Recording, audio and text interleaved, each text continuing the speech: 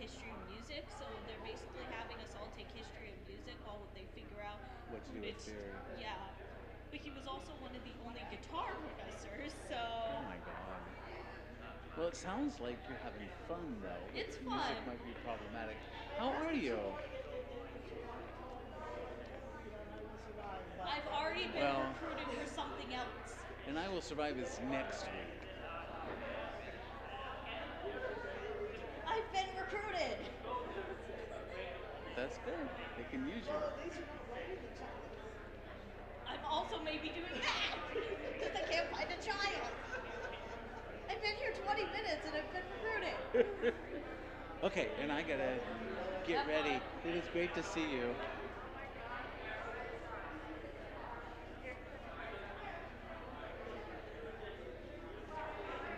She's gonna call on me.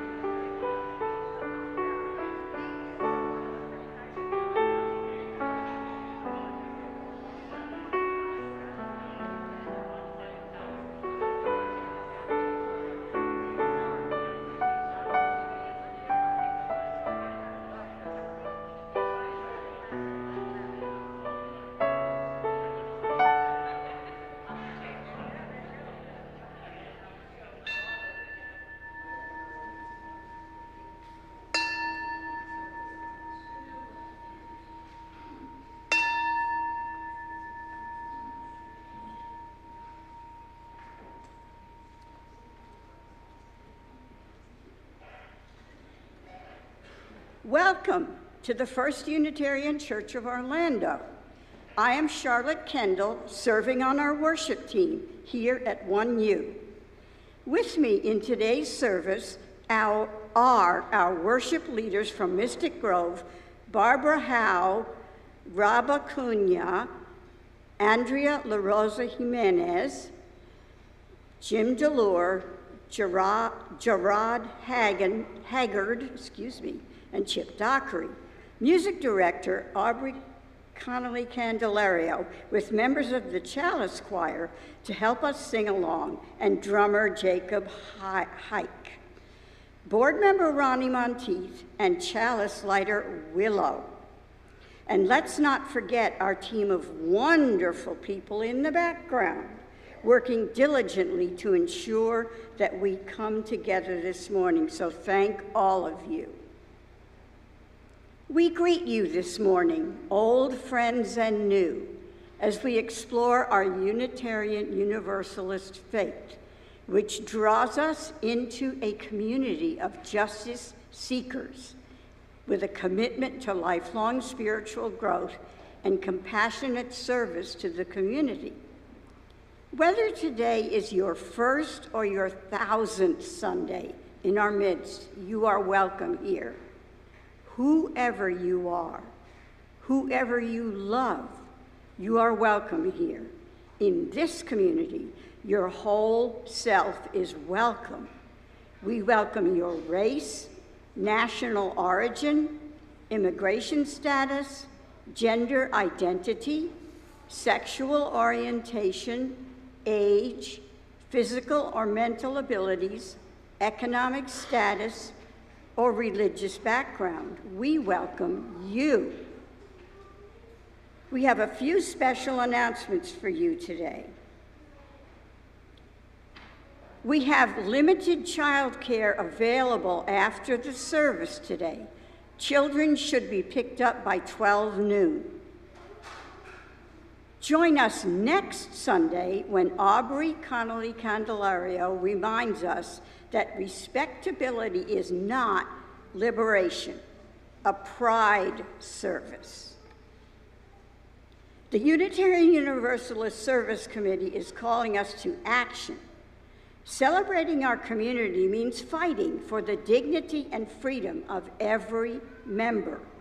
Join us between now and June 29 in submitting a public comment against proposed HUD policies removing shelter protections from our transgender siblings.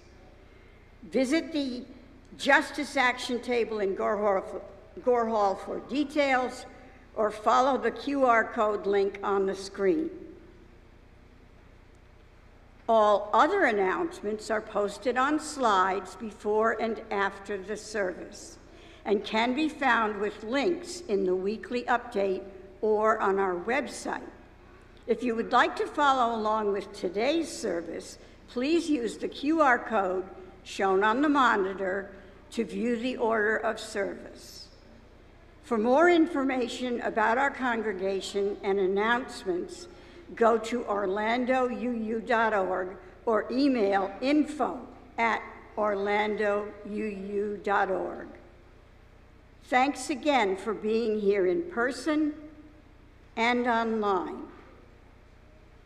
Welcome our Chalice lighter, Willow. They are home from college, and we are so proud of their achievement of the highest award in Girl Scouting, the Gold Award, the equivalent of Eagle Scout in Boy Scouting.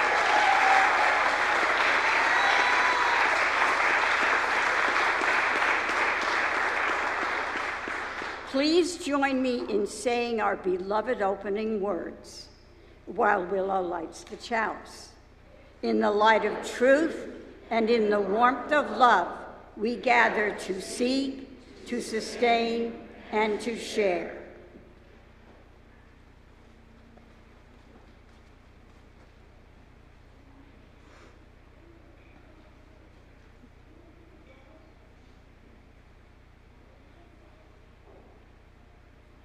Mystic Grove is First Unitarian's Pagan Heathen affinity group. And while this is not a pagan ritual, we are including some of our ritual practices. We cast a circle of protection to separate sacred space, and we welcome the elements of earth, air, fire, water, and spirit. On this longest day of the year, we gather as a family with grateful hearts. We honor the fathers, grandfathers, and father figures who have shared their love, guidance, and strength. May this circle hold joy, connection, and appreciation for one another. Please rise in body or spirit as we welcome the elements. We'll begin facing east. And then we'll go clockwise. Elements of the east, of air, where the sun rises at dawn, inspire us with your wisdom and bold ideas. Hail and welcome. And facing south. Elements of the south, of fire, where the sun stands at high noon, kindle our compassion and gratitude. Hail and welcome. And facing west. Elements of the west, of water, where the sun sets each evening, flow through us with quiet, cleansing calm. Hail and welcome. And facing north, elements of the north, of earth, where the sun rests at midnight, be our firm foundation and ground us in reality. Hail and welcome. And finally, facing the center from wherever you're standing, elements of the center, of spirit, protect and guide us with love. Hail and welcome. And please remain standing and join me in singing our opening hymn, number 23, Bring Many Names, verses 1, 3, and 6.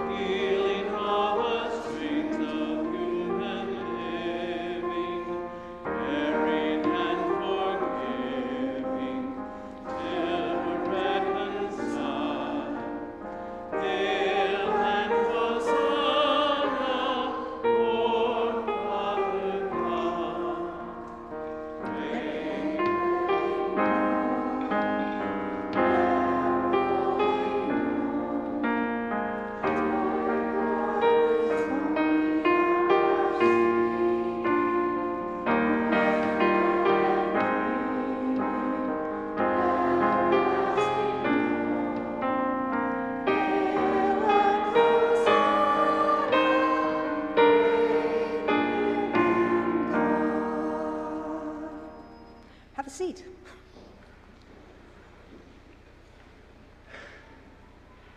Today we gather to celebrate the summer solstice, the longest day of the year, as well as Father's Day, a day in which we honor and offer gratitude for our fathers in whatever form or fashion they come into our lives.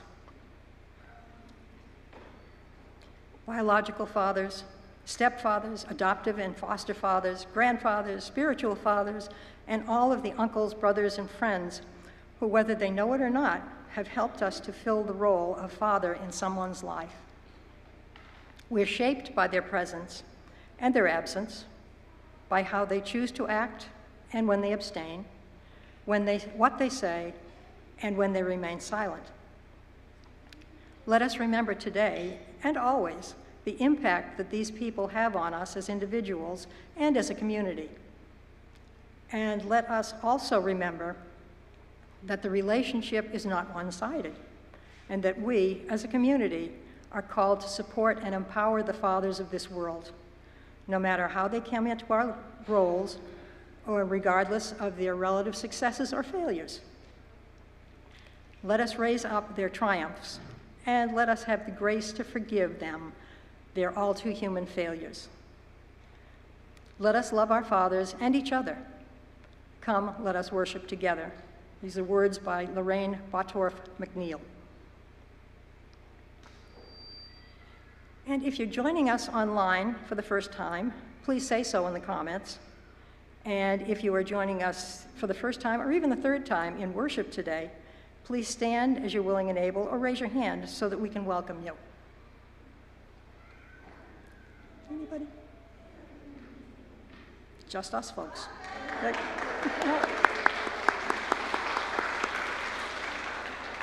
Welcome. Now let us greet one another.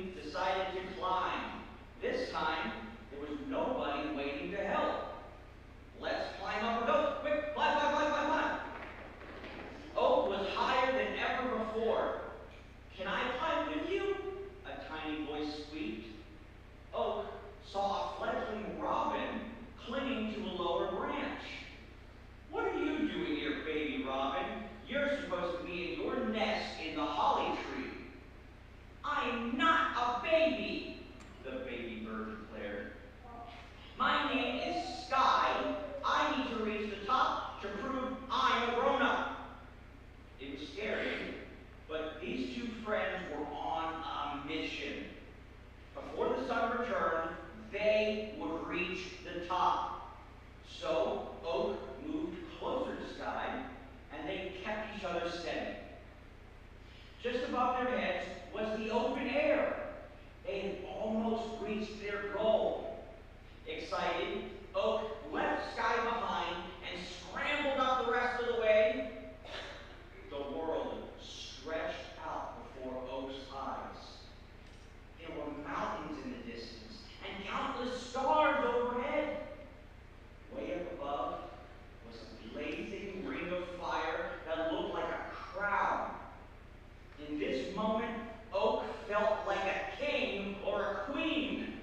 The earth seemed to stop moving, and the day stretched on longer than ever before. Oak shouted into the air, "I will never come down again!" "Help!" cried Sky. She had lost her balance.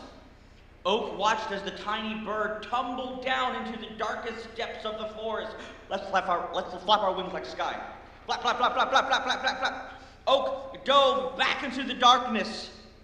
Because Oak is made of light, it took no time to catch Sky. Floating on Oak's little sunbeam, Sky remembered her flying lessons. She soared through the air. "I thought you were never coming back down," Sky said. "I didn't think about it," Oak responded. "I just knew you needed my help." At this moment, the solar eclipse ended, and Oak's father returned. The world grew light again. Mama Robin flew out of her nest and found Sky. Both Oak and Sky expected to be in trouble, but their parents talked to them and said, "Today you learned an important lesson. You are truly grown-ups when you share your light to help your friends. Also, remember to be careful." And from that day on, Oak and Sky played up high in the clouds and down below in the holly tree. They were always careful, and they had a perfect summer. The end.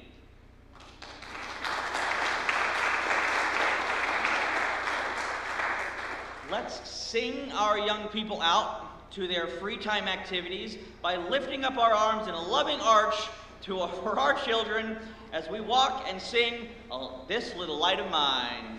Yeah, yeah, yeah, don't forget your toys.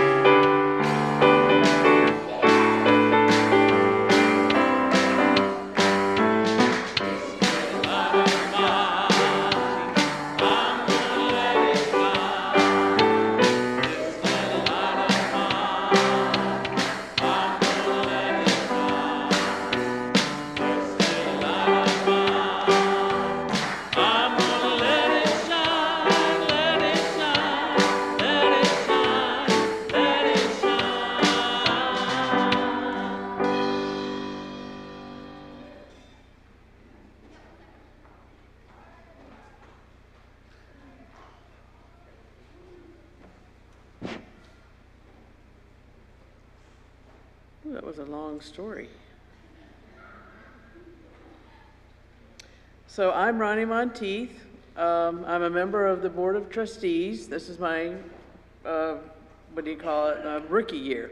But I've learned a lot in the last, well, actually I just started my second year. So I've learned a lot in the last year. Before we move on to our weekly invitation, Michael Cohen has an announcement he'd like to share.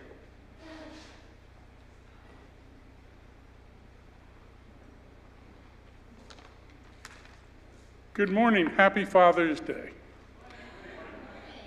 During our annual meeting a few weeks ago, the proposed $700,000 budget had no additional money for staff salaries. We had a good discussion about this. The congregation and our leaders should be applauded for being civil and mature on an emotional topic. The board has now approved a 3.1% bonus for all staff, including all associate cost contingents. This is contingent on Steph Garber and I raising the needed $12,402.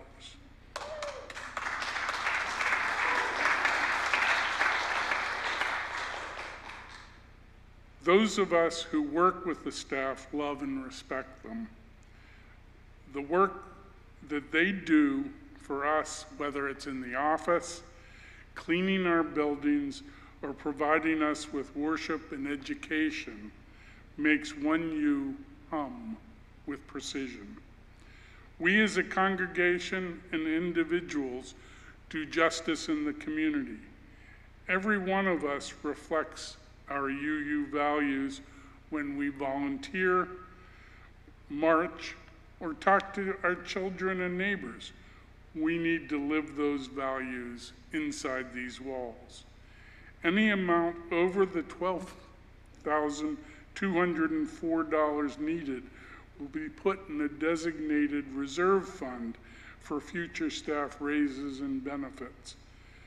You got an email from Steph and me encouraging you to contribute by July 6th.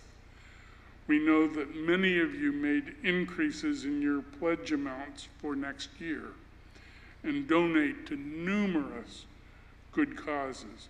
But you can do this. Do it because it's the right thing to do. Cindy and I are donating today. We can all do this too. Write a check, put bonus in the memo, or use the special Zephy raises link and set the fees to 0 when you check out.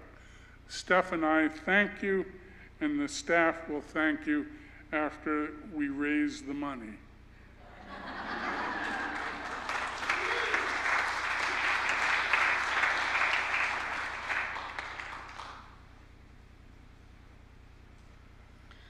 As we invite you into generosity, we are affirming at this time in our service that it is not simply an invitation for you to practice giving. It is a reminder that your giving is necessary for 1U to exist and thrive and continue to engage in the good news of Unitarian Universalism. It affords us to be the change we wish to see in the world as we action rather than waiting for others to do so.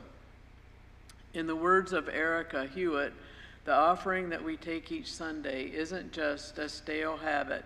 It's an opportunity for us to recommit to this place and to these people. Our offering is an affirmation, a yes. When we give, we say yes to something we value. With our gifts given freely, we may say yes to the values of our faith. There are easy ways to give. Of course, today's full collection will go to the ministries of the congregation. The Share the Plate recipient for the months of May and June is Orlando Day Nursery and Child Care. Should you choose to make a direct donation to our partners, please let us know for our recording purposes. Note that you can also give online or use your phone to scan the QR code found in the pew back pocket to donate through Zephy. Please note that you can change the service fee to 0 at checkout. The offering will now be collected. Good morning. Happy Father's Day. Just a reminder that not only is it Father's Day, but it's also Pride Month, and those two worlds could collide in something that might bring a little smile to your face, and because there's lots of daddies in the world.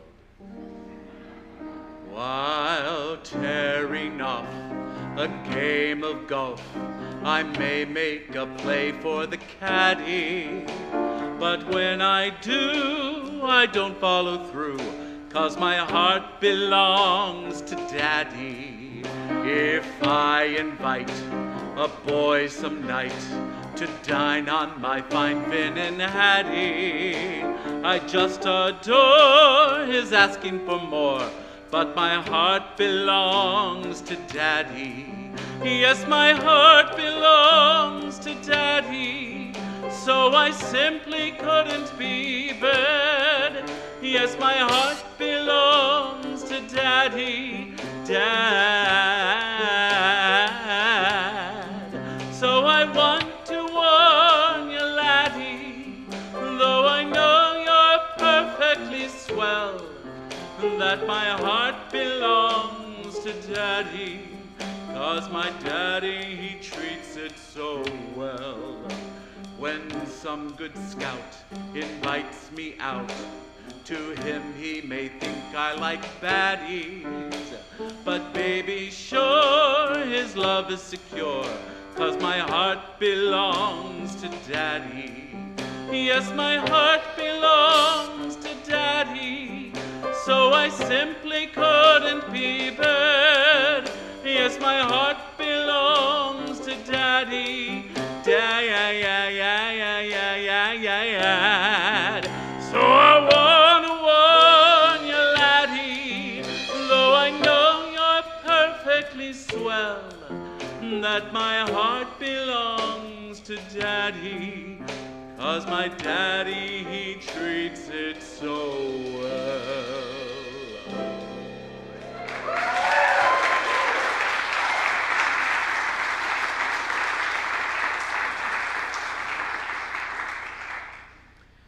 Let us joyfully receive what is offered here today in the spirit of gratitude and fellowship.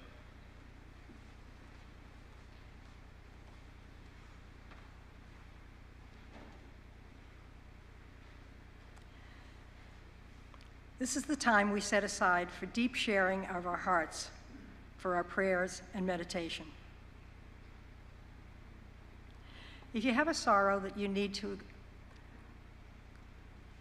excuse me. If you have a sorrow you need witnessed or help with, or have a joy that you wish to share, please contribute to our sharing of joys and sorrows to be read each Sunday during worship.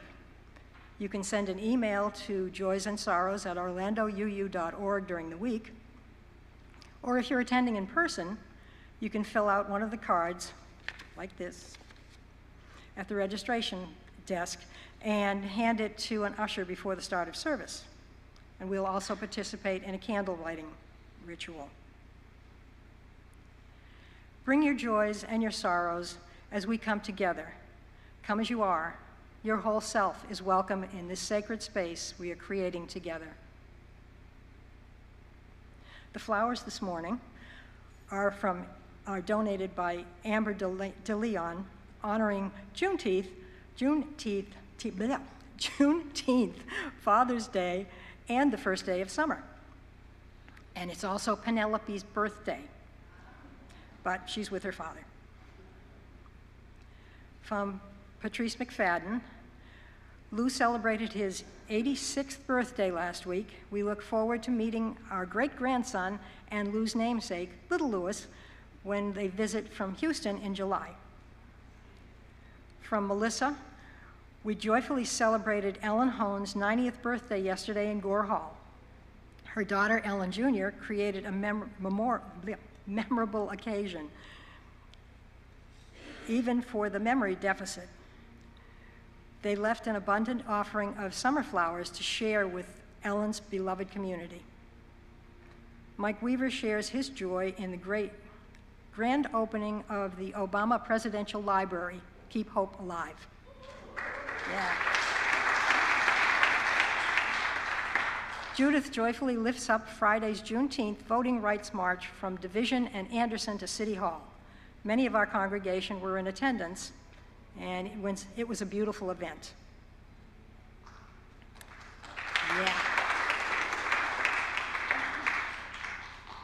And we have a joy and some concerns to share about Tess Junker. Tess sends us a big thank you from Salt Lake City for all of the loving, supportive energy felt from this beloved community. The joy? Baby Donovan made his appearance 8 days early on May 29th and is thriving. Some concerns to report. His early appearance was due to sudden life-threatening pregnancy complications for Tess that dictated an emergency C-section, and then a few days of rehospitalization for additional scary complications. Please continue keeping Tess, Matt, and Donovan in your hearts and prayers, as a return to normal health for Tess may take some time. And let's see, we have a joy from Joan Irwin. Yesterday's celebration of Ellen Horn's birthday was a grand and loving event. Happy 90th birthday, Ellen. And from Gail West, Sorrow that my son David is in ICU. Please send healing energy. And a joy. Bite feels profound joy now that he knows his only home is the universe. And since the universe is a mystery, he feels right at home being one.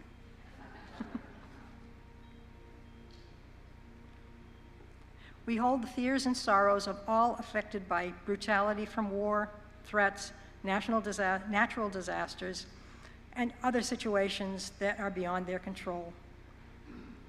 We hold our community and our country with care and the world with our compassion by acting for justice in all the small and large ways that will move the arc of justice toward the arc of the universe towards justice. And please let us remember that the arc is long. And for all the joys and sorrows of this community shared, and for those held close to our hearts, let's pray, let's celebrate, and send each other healing energy. And now for a meditation. Relax, get comfortable, make yourselves as comfortable as you can. Close your eyes if that makes you feel good. And let's create an image for ourselves, an image of the ideal father figure. This imaginary person is older and wiser than we are, and always there to share that depth of wisdom and experience. This person always has our best interests at heart, concerned with our happiness and welfare. This wise, compassionate person is always there to protect and defend us. This strong, caring, capable person is always there to provide what we need, to build us up, to fix what's wrong. This imaginary figure is always there to guide and encourage us, no matter what obstacles we encounter. Now let's invite this imaginary figure into our hearts and minds. Let them give us the courage, the wisdom, the happiness, the guidance, the protection, the strength we need and have had within us all along. Open your eyes now. You are loved and cared for. Please join me in a call and response reading of our three candle lighting ceremony, as we light one for joy, one for sorrow, and one for the mystery and unknown that lies before us. May these flames hold all that we bring and what we bring into the circle of care. The first candle is for the joys of our hearts, for the beauty of the summer solstice, and the wonder of fatherhood. We give thanks for the joys that guide in our lives. The second candle is for the sad and difficult happenings in our lives, for grief over the losses we have borne. Let this flame remind us that we need not carry them alone. We hold one another in compassion and care. The third candle is for all that remains unknown, a flame of mystery and possibility. We spur our hearts with mystery and hope. Together, these three flames, joy, sorrow, and mystery, burn as one. Let them remind us that whatever we bring into the circle of care, we are held in a greater light, and we do not journey alone. It be so.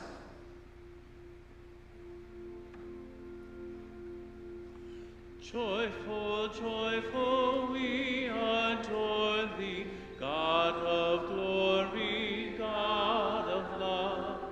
Hearts unfold like flowers before thee, hail thee as the sun above.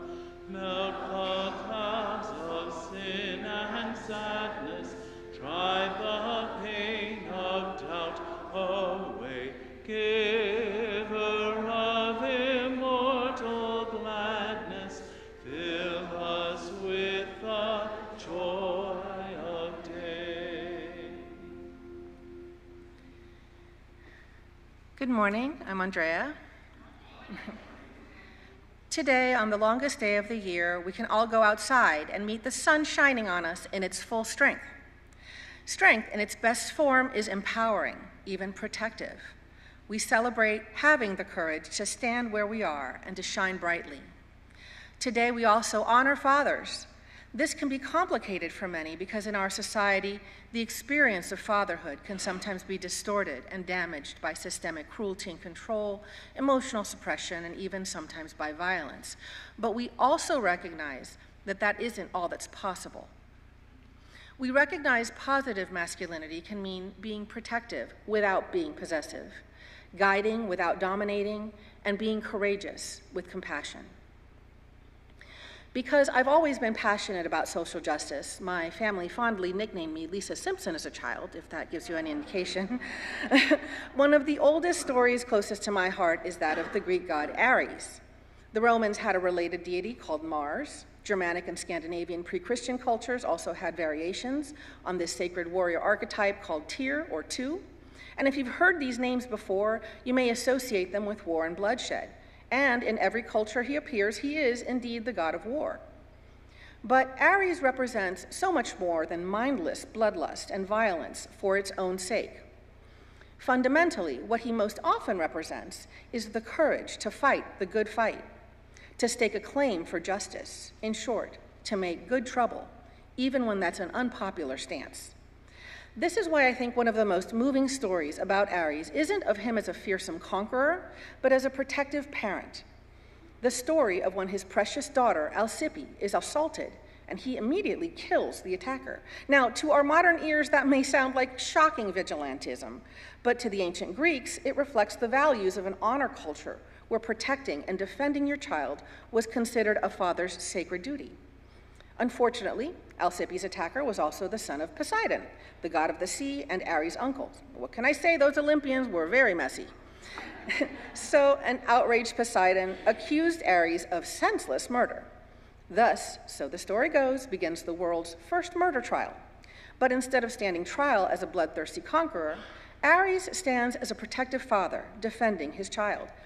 Ares argues passionately for justice on his daughter's behalf, which in some versions of the story eventually empowers Alcippe to testify and also tell her own story in her own words.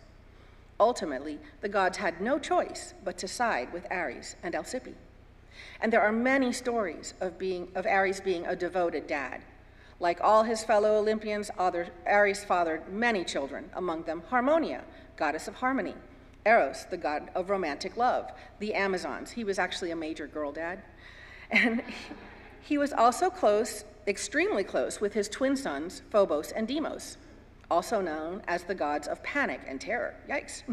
What's interesting to me, though, is that in all his war stories, Ares always rode into battle with Phobos and Deimos by his side. I always think there's such powerful symbolism in that, because sometimes we also have to ride forth into our own battles while still feeling very much afraid.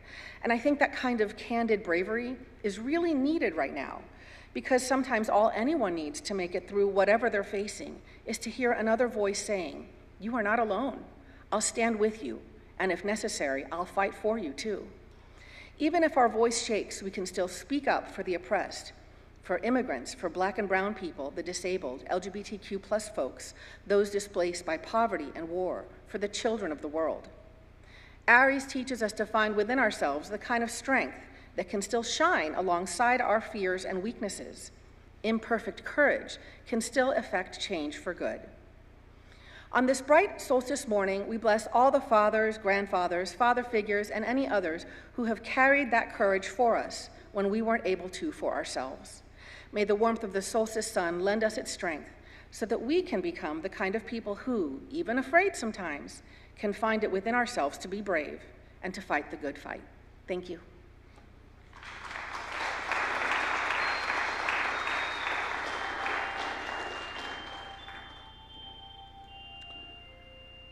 Continuing the theme of fathers as gods and gods as fathers, in Greek mythology, the most prominent father figure is Zeus, king of the gods and father of many divine and mortal children.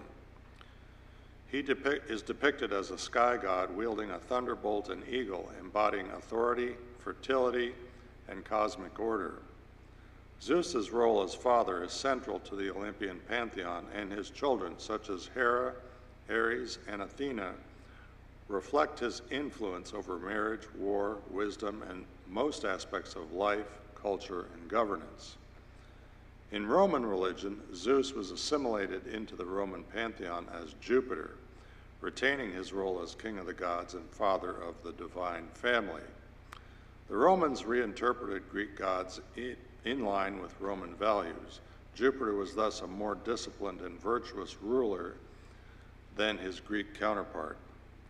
Roman prayers and invocations sometimes address Jupiter as Pater Patriae, that is, father of the fatherland, linking him to the state and to the imperial authority. The Romans also honored their mortal leader, Caesar, as Pater Patriae, a political and religious title emphasizing his role as the political father of the state and of the Roman people. Judeo-Christianity has a very different view of theistic fatherhood. Jesus and his fathers honored God exclusively as Father, Pater in Latin, to affirm Jewish aniconic monotheism, the belief in one invisible God. Thus, while Romans and Greeks invoke Zeus/Jupiter or Caesar as father in a polytheistic or imperial context, Judeo-Christians insisted that God alone was father and his fatherhood was sacred and exclusive. Thus, in Greco-Roman thought, theistic fatherhood was a divine or political title tied to authority and lineage, while in Judeo-Christian theology it became a doctrinal claim affirming God's unique, transcendent parentage of all creation. Zeus fathered much of the subsequent Greek pantheon of gods and goddesses, as well as a fair share of the mortal population of Greece, through his impregnation of a long list of wives, consorts, concubines, and nymphs, both goddesses and mortal women. Like any mortal father, his achievements in this regard were dependent on female partners. Abrahamic theology is thus notable and a major departure from almost all previous religious tradition, in that the initial creation of the universe occurs entirely without any female/matriarchal figure, and that no female exists at that point. As the king of the gods and sitting atop the golden throne on Mount Olympus, Zeus was revered by all. Mortal kings would boast that they were blood descendants of Zeus. With this supreme power came critical roles and responsibilities. Fundamentally, Zeus brought peace in place of violence and was the Lord of justice. Zeus had kingship over the other gods and goddesses. Zeus was the patron of hospitality and guests, ready to avenge any wrong done to a stranger or a traveler. Zeus was the keeper of oaths. He exposed liars. Zeus watched over business at the agora, the marketplace, and punished dishonest traders. Zeus was the bearer of the aegis with which he strikes terror into the impious and the enemies of his people. In Crete, he had the additional role of god of the sun, and in Athens, he was additionally the god of crops and the harvest.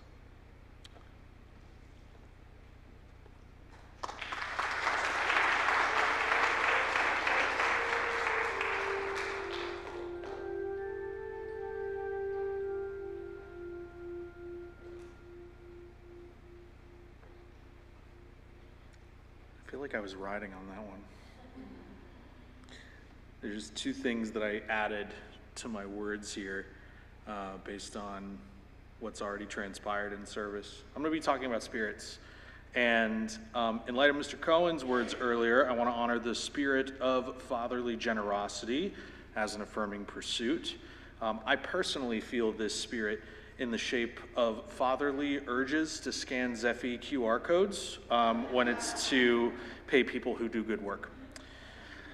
Additionally, I am the convergence of a queer pagan adjacent fatherhood, and my friend John alluded to this triangulation earlier. Despite it, I was a bit apprehensive in how pedestrian I am compared to the other speakers that we have today. So I guess I'm technically pagan due to my past acknowledgement of the divine of all eras past, present, and yet to come. This includes what most would call fiction. I am a father, non-binary father, who finds his holy primal experience in the shape of loud music, games with stories that challenge the players to kill an evil god, and perspectives manifesting from the creations of others. I don't do self-inserts. Fathering parenthood and its many amalgamations are void of roles and come in numerous shapes. That's all my pre-read, so quite a bit. I found it challenging to cite a particular deity here since, well, I don't really worship in that typical sense, and I'm also picky with who I choose to learn from. Hellenism, way too problematic and outright with the violent men, gross. Norse, too oathkeeper in our present and patriarchal in almost every other direction. I'm no friend to Odin, Balder, or Thor. Kemetism, well, I have red hair and freckles. That's totally inappropriate. So I come bearing my own precious to me sources of light in my own fathering because I firmly believe that it is we who shall be as gods. Now I get to talk about spirits. The power of friendship, both literal and abstract. It is through my most favorite stories where heroes triumph because of their interdependence on one another. Often channeled in our world as Fred Rogers, Dwayne Wade, Akira Toriyama, and all present and community-believing fathers throughout history. The second spirit is the spirit of the seeker, both literal and abstract, those who pursue knowledge and guide others to mastery. This is often channeled, in my experience, most prevalently in the shape of Jerry Lawson, Nikola Tesla, Eratosthenes of Cyrene, and all present and curious fathers throughout history. Finally, the evocative spirit of creators and muses, both literal and abstract, those who birth nourishment to their creations, often channeled by, in my opinion, Tony Iommi, Hayao Miyazaki, Richard Garfield, and all present loving fathers throughout history. It is we who create our own divine, and by giving homage, they are made real. Fathers are no different, for a father is made and maintained through the health and well-being of their children and family. The greatest creation a father can make and mold.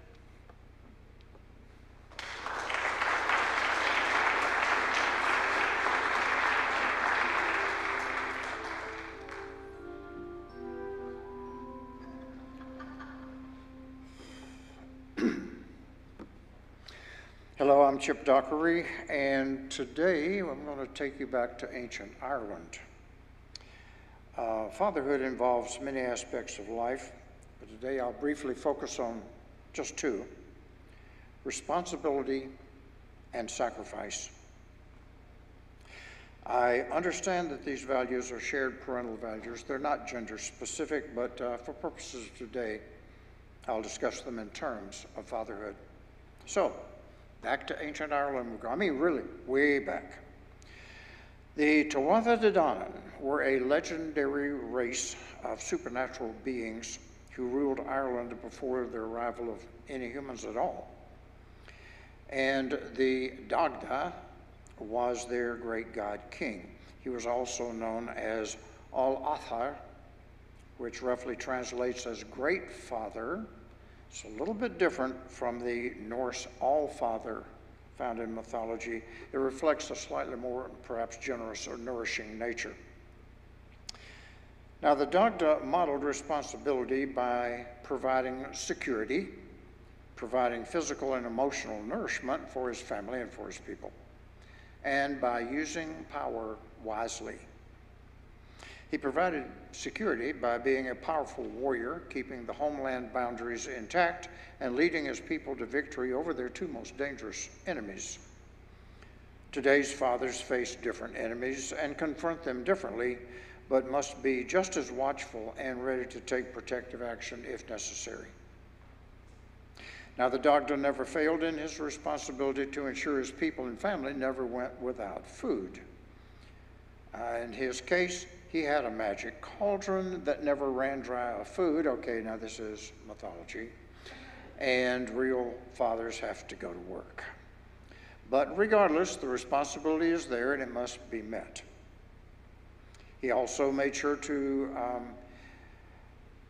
provide, in addition to survival basics, emotional, if you will, nourishment as well. And in this case, I'm thinking in terms of his abilities with a harp. Oh, he could really play harp. According to that legend, he could bring tears, laughter, joy. He could have people dancing. He could have them relax and feel easy and kind of chilled out. He could do a lot with that. Well, today's fathers have a daunting array of entertainment avenues that can come into the home. Some good, maybe some not so good. And so it seems that the responsibility lies almost in as much to deselect as it is to select. A little more complicated than back in ancient Ireland, I guess. The Dagda fulfilled his responsibility to use power wisely. And this was a big one. He had an extraordinary club.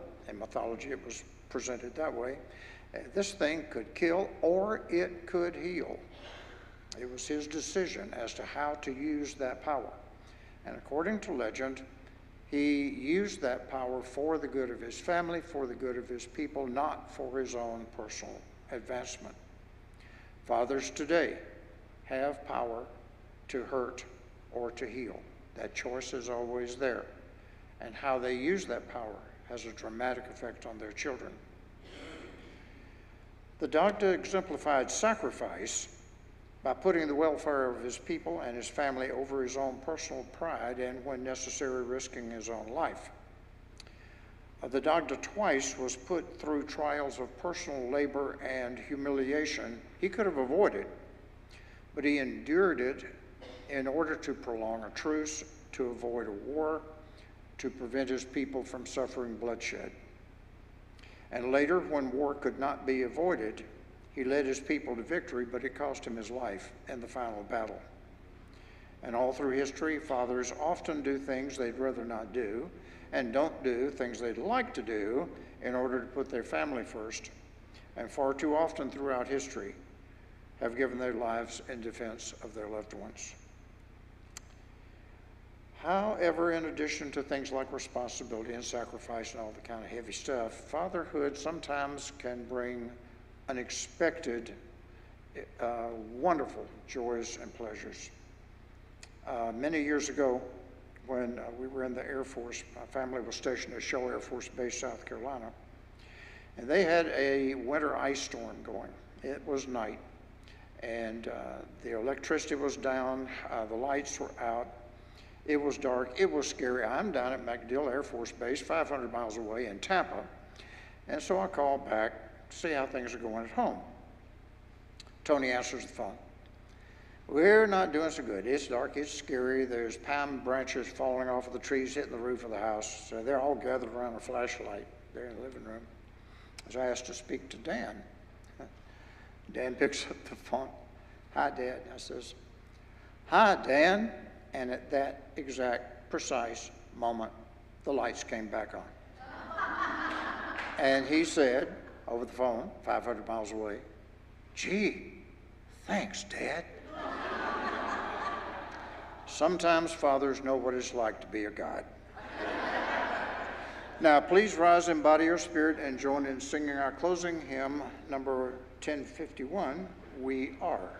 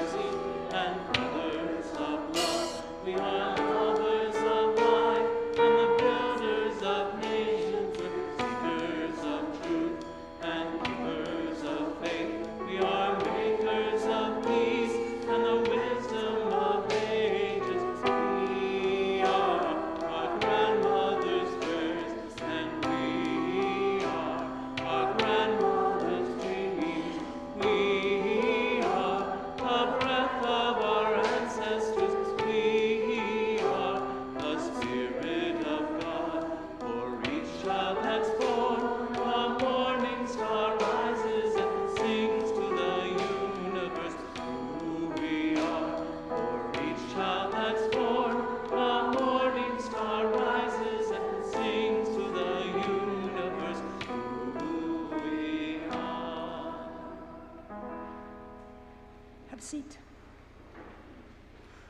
Oh, I spoke too soon. If you would like to, stand up and we can thank the elements and close the circle. And we'll start facing center and then go that way and counterclockwise. Elements of the Spirit, you have protected and guided us with love. Thank you and farewell. And facing north. Elements of the north, of earth, you have grounded us in reality. Thank you and farewell. Thank you and farewell. And facing west. Elements of the west, of water, you have provided quiet, cleansing calm. Thank you and farewell. Thank you and farewell. Facing south. Elements of the south, of fire, you have kindled our compassion and gratitude. Thank you and farewell. And facing east. Elements of the east, of air, you have inspired us with wisdom and bold ideas. Thank you and farewell. Thank you and farewell. And let this circle now be open. May the peace, love, and joy of all the gods be here in our hearts. Merry meet, merry part, and merry meet again. Have a seat. Now, for pagans from around ancient times, the summer solstice was sacred to the sun god, a benevolent father figure, creator, provider, protector, life giver. Today, we honor all fathers who have taken on these roles for their families to the best of their knowledge and ability. We mourn those we've lost, celebrate those with us, and work to model the best of fatherhood for our children and youth. Our call to action. We invite you to we invite you, not just the fathers, but the men of our beloved community who father our congregation by showing up in all the ways you do, to stop by Gore Hall after the service and pick out some flowers to take home as a reminder of our blossoming gratitude. And your mission, the rest of you, should you choose to accept it, is to go out and enjoy this, the longest day of the year, the official start to summer, and to embody the best aspects of fatherhood in all your words and deeds. P.S. You don't have to be a father to do this. You just have to be a caring human.